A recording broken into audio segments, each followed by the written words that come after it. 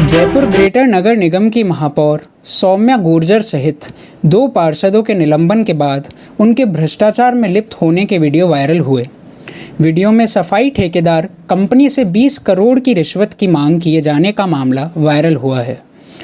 20 करोड़ की इस डील के वीडियो में आरएसएस के एक प्रचारक के होने का भी दावा किया जा रहा है। इसी दौरान ब्यावर नगर परिषद में एसीबी कार्यवाही के दौरान कई लोगों पर कार्रवाई हुई। इनमें भाजपा पार्षद भी शामिल हैं। यहाँ एक मिठाई की दुकान वाले से निर्माण स्वीकृति के बदले 3 लाख रुपए की डिमांड की गई थी। दोस्तों, भ्रष्टाचार से जुड़े दोनों ही मामलों में जांच चल रही है। भाजपा ने इसे गहलोत सरकार का राजनीति से प्रेरित कदम बताया है। जो भी है, आने वाले समय में सारी तस्वीर साफ हो जाएगी। लेकिन इस दौरान एक बड़ा सवाल खड़ा हो चुका है कि क्या राजनीति और भ्रष्टाचार एक दूसरे के पर्याय बन चुके हैं? कांग्रेस हो या भाजपा या फिर कोई और राजनीतिक दल, जनता जिस पर भी भरोसा करती है, कहीं ना कहीं उसी के दामन पर भ्रष्टाचार का दाग लगता नजर आता है। ऐसे में जनता खुद को ठगा महसूस करती है। ऐसे ही कई ज्वलंत मुद्दों से जुड़े मरु प्रहार के सवालों का अजमेर नगर निगम के डिप्टी मेयर नीरज जैन ने बेबाकी से जवाब दिए। नीरज जैन ने सौम्या गुर्जर मामले को राजनीति से प्रेरित बताते हुए गहलोत सरकार के अधिकारियों पर गंभीर आरोप लगाए हैं। नीरज जैन का कहना है कि ठेकेदारों और अधिकारियों के बीच भ्रष्टाचार का गठजोड़ है। सरकार ठेकेदारों की गाड़ी में बैठी है। आइए देखते हैं कि डिप्टी मेयर नीरज जैन ने कोरोना काल में चल रही राजनीति और भ्रष्टाचार के खेल के बारे में क्या क्या कहा। जो चल रहा सौम्या गुर्जर को लेकर जी, और जो नगर निगम की मेयर रही है और उन्हें जिस तरह से निलंबित किया गया है, उनके साथ कुछ पार्षदों को भी निलंबित किया गया है भारतीय जनता पार्टी। करप्शन और राजनीति, इससे जुड़ा ये विषय तो देखा जा रहा है इस समय। आरोप हैं उनके ऊपर भी। अभी हाल ही में कल भी जो ब्यावर में कार्रवाई हुई है, उसमें भी भारतीय जनता पार्टी के कुछ पार्षद और इनके ऊपर कार्रवाई हुई है। आप इसको किस तरह से देखते हैं? क्या वास्तव में राजनीति और भ्रष्टाचार एक दूसरे का मिश्रण है या ये भी एक राजनीति ही है?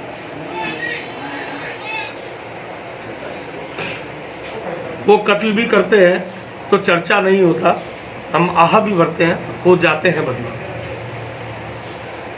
ये अफसरशाही और भ्रष्टाचार, ठेकेदारी का गठजोड़ इस जयपुर प्रकरण से सामने आता है कि जहाँ हमारी महापौर उस भ्रष्टाचारी कंपनी पर रोक लगाना चाहती थी, उसको पाबंद करना चाहती थी, उस पर कटौती करना चाहती थी। उसका पेमेंट इसलिए रोका जा रहा था क्योंकि वहाँ पर जिस ठेकेदार कंपनी को ठेका मिला हुआ था वो ठीक ढंग से काम नहीं कर रही थी।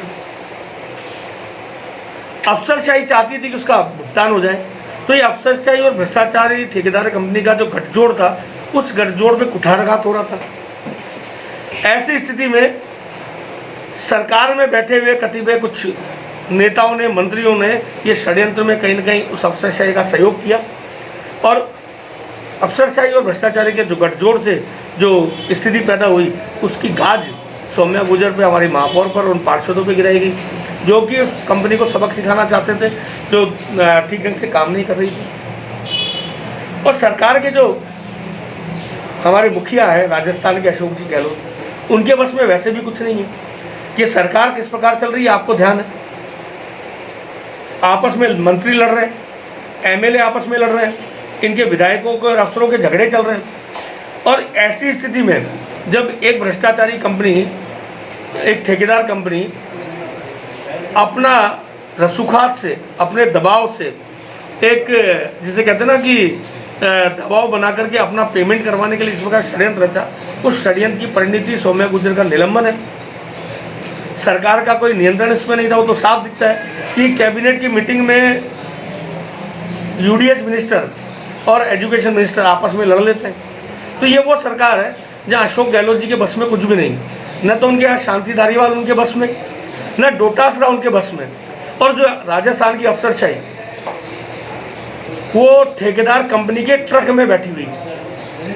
राजस्थान भर में IAS, IPS, RAS, RPS, revenue board कई कलेक्टर, कई एसपी, कई कमिश्नर, रेवेन्यू बोर्ड के मेंबर्स भ्रष्टाचार में संलिप्तता साफ खुल करके सामने आ रही है।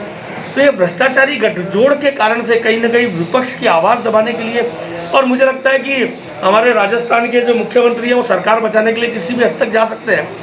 गत वर्ष भी उन्होंने कुछ ऑडियो वीडियो, फर्जी वीडियो ऑडियो जारी किए थे, वायरल किए थे अपनी सरकार बचाने के लिए। और इस बार भी मुझे लगता है कि अभी जिस प्रकार का संकट खड़ा हुआ है कि एक विधायक ने इस्तीफा दे दिया, सरकार के पूर्व प्रदेश अध्यक्ष, कांग्रेस के पूर्व प्रदेश अध्यक्ष, सरकार में पूर्व मंत्री सचिन पायलट साहब कह रहे हैं कि 10 माह में हमारी सुनवाई नहीं हुई, कि जहां पर उनके विधायक की और पूर्व प्रदेश अध्यक्ष की, पूर्व मंत्री की 10 माह में सुनवाई नहीं हुई, तो आम जनता की कैसे सुनवाई होती है, सोचने की बात है। और ऐसी स्थिति में सरकार में जिस प्रकार बादल मंडराए हुए थे गिरने के, उन्होंने फिर एक वीडियो, एक फर्जी ऑडियो वायरल ये कर करके अपनी सरकार को बचाने का एक कोशिश षड्यंत्र प्रयास किया है। एक आखिरी सवाल, सरकार की अपनी एक ताकत होती है, उस ताकत का वो कई बार उपयोग करती है, कई बार उसका दुरुपयोग करती है। नगर निगम अजमेर में भी कोई सरकार की ऐसी ताकत का दुरुपयोग नजर आता है?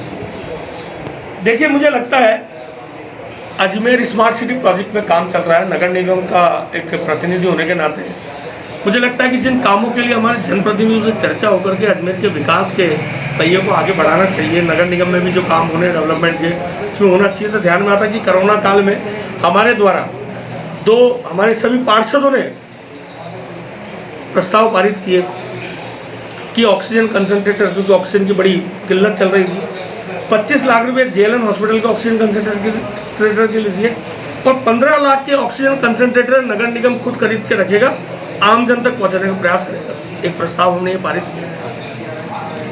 दूसरा एक प्रस्ताव पारित किया कि विगत वर्ष हमने भोजन की व्यवस्था आम जन के लिए की थी और बाद में राशन की व्यवस्था भी की थी, वो निगम में पार्षदों ने लिख करके दिया, उसको लेकर के हमारा प्रस्ताव हमने रखा।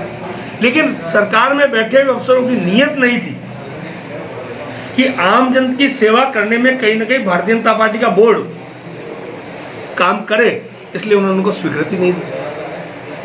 इसी प्रकार स्मार्ट सिटी के जो काम अजमेर में चल रहे हैं वो हम सबको साफ दिख रहे हैं। स्मार्ट सिटी के कामों में हमारे जनप्रतिनिधियों की किस प्रकार उपेक्षा की जा रही है वो साफ दिखता है। उसका कारण है कि अजमेर के सांसद वो भारतीय जनता पार्टी की, अजमेर के जिन 4 क्षेत्रों को जोड़ करके स्मार्ट सिटी के काम हो रहे हैं, किशनगढ़ भी उसमें थोड़ा जुड़ा है, पुष्कर भी थोड़ा जुड़ा है, अजमेर उत्तर और दक्षिण भी है। सब जगह विधायक भारतीय जनता पार्टी के या निर्दलीय हैं, उनसे कहीं चर्चा नहीं की जा रही है। अजमेर नगर निगम के महापौर वो भी भारतीय जनता पार्टी से, उप महापौर भी भारतीय जनता पार्टी से। तो इन जनप्रतिनिधियों की उपेक्षा करके स्मार्ट सिटी का काम हो रहा है, और कामों की स्थिति है कि अधिकारी खुद ही उसका प्लान बनाते हैं, प्रोजेक्ट बनाते हैं और अपने आप ही एग्जीक्यूट कर देते हैं। उनमें कई भी जनप्रतिनिधियों से बात ही नहीं हो रही है, नहीं कोई चर्चा नहीं। जिसके क्षेत्र में है, क्षेत्रीय पार्षद तक को चर्चा नहीं है कि उनके क्षेत्र में वो नाला जो बन रहा है, आज इस स्मार्ट सिटी प्रोजेक्ट के अंदर हमारा जो एस्केप चैनल बनाने की बात कर रहे थे, उसको उल्टा बनाया जा रहा है। हम तो आज तक सोचते थे मकान की नींव डलती है, उसके बाद में छत डलती है, मकान का स्ट्रक्चर खड़ा होता है, फिर छत डलती है। पहली बार उल्टा बात बरेली को हो रहा है कि नाला आना सागर से एस्केप चैनल शुरू होता है, वहां से महादेव के ढाबे से शुरू होना चाहिए, यहाँ पर उल्टा तोपदरा से शुरू होकर के आ रहा है। ये हमारे टेक्निकल स्टाफ की हालत। हमारा एलिवेटेड रोड जो 2020 में कंप्लीट हो जाना चाहिए था, 2021 निकल गया। उस एलिवेटेड रोड को आज तक ये पूरा नहीं कर पाए, जो कि अजमेर की सबसे ज़्यादा महत्वपूर्ण मांग थी, सबसे ज़्यादा महत्वपूर्ण विषय था स्मार्ट सिटी। उसकी वजह सीवरेज डाली जा रही है स्मार्ट सिटी के पैसे से। अमृत योजना से सीवरेज डलनी चाहिए थी, वो आज तक नहीं डली, स्मार्ट सिटी के पैसे डल रही है। सड़कें बन रही हैं, कॉलेजों में बिल्डिंगें बन रही हैं, और हालत यह है कि स्मार्ट सिटी के पैसे से बने हुए ऑडिटोरियम, ओपन एयर ऑडिटोरियम की हालत ये है कि वो बनने से पहले उसकी छतें दरकने लग गई, उसकी दीवारों के अंदर टाइलें उखड़ गई। और तो और हालत यह है कि आना सागर जिसको बचाने को लेकर झील संरक्षण संवर्धन पूरा वो बना हुआ है, प्रोजेक्ट बना हुआ है, उस आना सागर का भराव क्षमता कम की जा रही है। इसका जो डूब क्षेत्र है उसमें जानबूझकर षड्यंत्रपूर्वक कहीं ना कहीं जमीनें छोड़ी जा रही है, किसी न किसी को फायदा पहुंचाने का प्रयास किया जा रहा है। पाथवे बनना चाहिए, ये हमारा ड्रीम प्रोजेक्ट है, लेकिन पाथवे बनाने के लिए किसी और को फायदा पहुंचाया जाए, ये भी तो ठीक नहीं है। अजमेर के आना सागर की भराव क्षमता को कम करके हमारी जो निचली बस्तियां हैं, क्योंकि जब आना सागर में जब पानी आता है, आना सागर जब भरता है उसके बाद ही पानी नीचे जाता है, लेकिन जब उसके छोटा हो जाएगा, एक अगर जो जिसमें बाल्टी पर पानी आना चाहिए वहाँ पर मग्गा रख दिया जाएगा या छोटा ग्लास रख दिया जाएगा, तो बाल्टी का पानी ग्लास में जाएगा तो फैलेगा, तो डूब क्षेत्र में जाकर के वो पानी गिरेगा। सुप्रीम कोर्ट की सीधे सीधे अवहेलना, माननीय उच्चतम न्यायालय के आदेश है अब्दुल रहमान वर्सेस स्टेट में कि उसके भराव क्षेत्र में कुछ समझौता नहीं किया जाएगा, कोई भी निर्माण का काम नहीं होगा, पर हमारे यहाँ पर सीधे सीधे पक्के निर्माण इस आना सागर में किए जा रहे हैं। जो डूब क्षेत्र है उसकी ज़मीनों को छोड़ा जा रहा है, कहीं ना कहीं तो ये गठजोड़ कहीं ना कहीं है, और इस प्रकार के काम किए जा रहे हैं जिनकी उपयोगिता हमारे अजमेर के लिए नहीं है।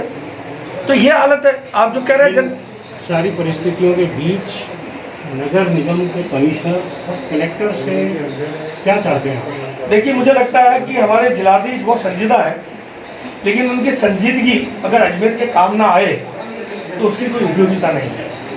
हमारे कमिश्नर भी इस कोरोना काल में, जरूर मैं कहना चाहूँगा 1.5 महीने 2 महीने से पूरा नगर निगम का स्टाफ, नगर निगम की टीम, महापौर महोदय, कमिश्नर साहब, डिप्टी कमिश्नर और पूरी टीम, हमारे पार्षद आमजन की सेवा में, आमजन की व्यवस्था में लगे थे।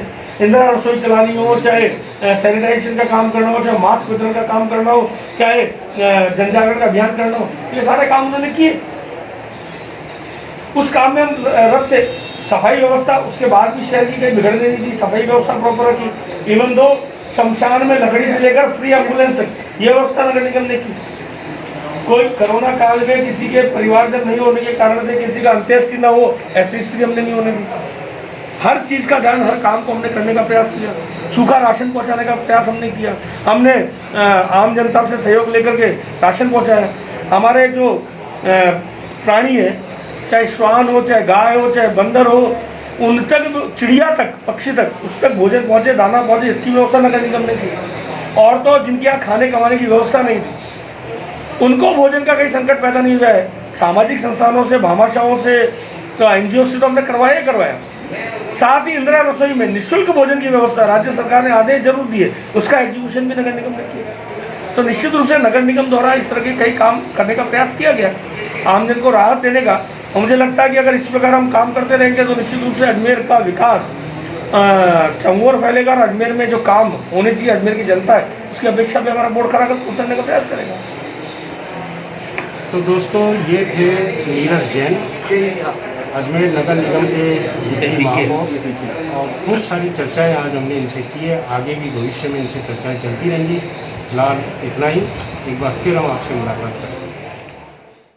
मरु प्रहार, हर खबर सबसे पहले घर बैठे आपके मोबाइल पर।